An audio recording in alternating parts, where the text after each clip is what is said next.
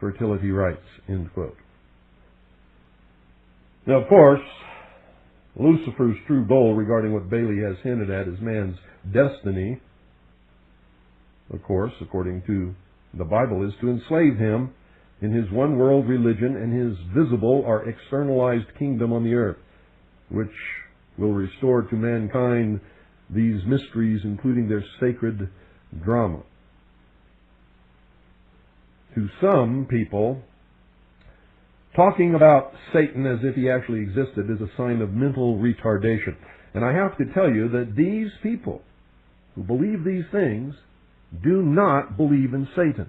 They do not believe in a devil. They do not believe in a real being called Lucifer, nor do they believe in a God called Jehovah or Adonai or anything else.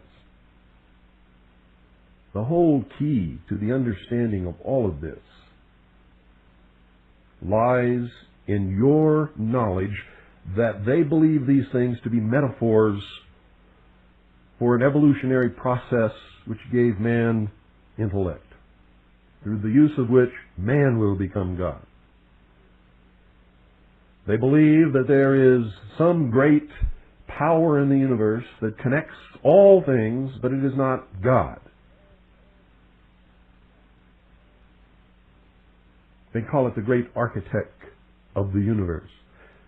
But you have to understand that their conception is that this is an architect. An architect does not create anything. An architect takes what is created and builds with it. That should give you a little better understanding of some of this. They believe that religion created the concept of gods and angels and Satans and devils and Lucifers and all of these other things, and that these religions, using these dogmas and teachings, have persecuted man and have prevented the use of his intellect, and has, in fact, hindered the ultimate destiny of the perfection of the human race and the apotheosis of mankind. Now, I know that some of this is going over some of your heads, but if you just stick with me, it may become clear to you. New Agers who write about visitors from space and Masonic lodges on Sirius, ladies and gentlemen, are not psychos, but are among some of the world's elite, most well-educated people. People such as H.G. Wells, Buckminster Fuller, Norman Cousins, Dr. Carlos Romulo, Theodore M. Hesburgh, John Denver, Robert Heilbronner, Alvin Toffler, Mohandas Gandhi, Hugh Thant, Robert Mueller, and of course, we discussed yesterday, Shirley MacLaine. And there are many, many, many more. If you watch Robert Schuller on television on Sunday morning at the Crystal Cathedral, you call yourself a Christian, you might be surprised to know that he is a New Age minister. And he very seldom practices or teaches what is known as Christianity. And of course, if you're not a Christian, you probably watched his performance and wondered what that was all about.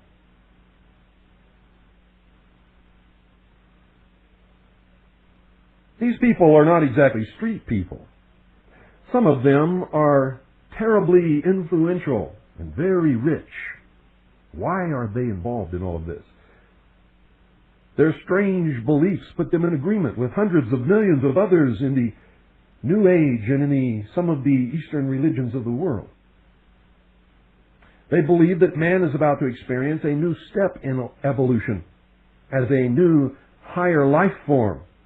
He will need a new religious system in which to express this next stage on his way to godhood. And to accomplish this, Eastern and Western religions are converging.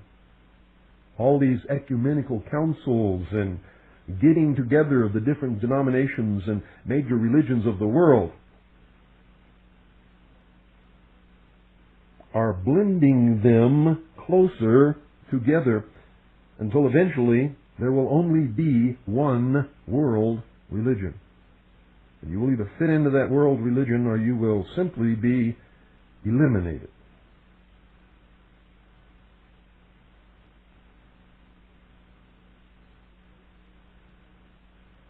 They believe that a synthesis of all of these religions is just over the horizon. And this new religion will be based on the mysticism of the great Eastern religions as practiced in the temples without windows, the mystery schools. But ladies and gentlemen, don't misunderstand. New Agers are not the only ones promoting this concept. So are literally all of the major so-called fraternal lodges of the world, the secret societies. Large foundations, such as the Carnegie Foundation, the Ford Foundation, the Rockefeller Foundation.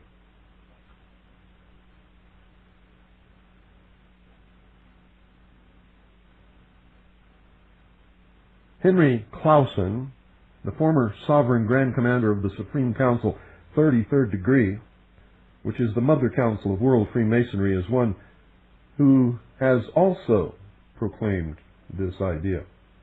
In Emergence of the Mystical, written while he was the highest Mason in the land, he talks about the coming New Age and its relationship with the mysticism of Eastern religions.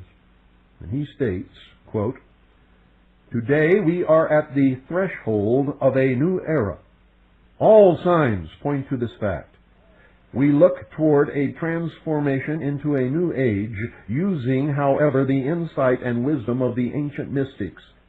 This new worldview is emerging because there has been a recent correlation between modern physics and the mysticism of Eastern religions." And that's from Henry C. Clausen, Emergence of the Mystical, the Supreme Council, 33rd degree, Ancient and Accepted Scottish Rite of Freemasonry, Southern Jurisdiction, 1981, page 19. So before we continue, since this is such an important part of his dogma and of this whole phenomenon altogether, let's make sure that you understand exactly what this term mysticism means. And according to the New Columbia Encyclopedia, mysticism is, quote, "the practice of magic, occultism, or the esoteric. Included in the mystic tradition were the Hermetic philosophers and the alchemists." End quote. A mystic is, quote, "one who practices mysticism, in effect magic, occultism, witchcraft," end quote. Now don't get hung up on all of these things, because I'm going to tell you that what you believe that these words mean is not necessarily their meaning at all. For instance, magic is the art of illusion. Plain and simple. It's as clear as that. Magic is the art of illusion. Occultism has the same meaning as esoteric. It means hidden or concealed. Something that is hidden or concealed is not necessarily bad or evil or satanic. It is simply hidden or concealed. So make sure you understand the meaning of the words. Most times, things are hidden from other people because there is something wrong there. There is a lie or a deception, or maybe it is bad or evil. Things which are not repugnant to the neighbors of the person or persons hiding these things are not, as a rule, ever hidden. Therefore, because of the proliferation of bad things that are kept from the eye of the public in these occult or esoteric rites, writings, ceremonies, rituals, and lodges, these words have taken on the popular conception that they are in some way evil. But let me tell you this again. Magic simply means the art of illusion. Occultism or the esoteric both mean hidden or concealed. If something is occult, It is hidden from the everyday, normal society that goes on around it. The same with esoteric. Esoteric means within or hidden underneath.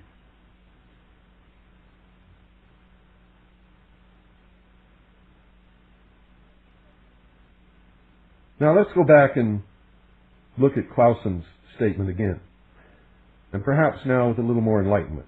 Keep these definitions in mind. You'll encounter them constantly in New Age and Masonic writings.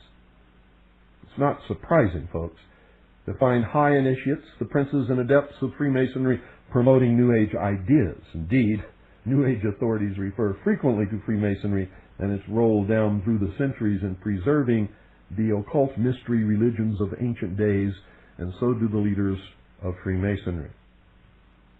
In fact, the New Age and the New